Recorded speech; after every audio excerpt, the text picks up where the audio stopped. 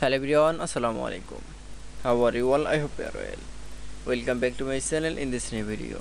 Today's video, how to add background in Gmail. So let's start. At first open your desktop. Now you can see add background in Gmail. Now I go into the Chrome browser. Now click. Now you can see then it's shown in interface and going to the Gmail. Now click from Gmail. Now open the Gmail. The Gmail add background. Now going to the setting option. Now click from setting. Now select from theme in the view all option. Now click from my photo option. Now you can see then choose from any picture in the background.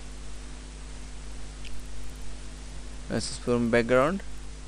Now select. Now click for insert option. Now click save. That it's.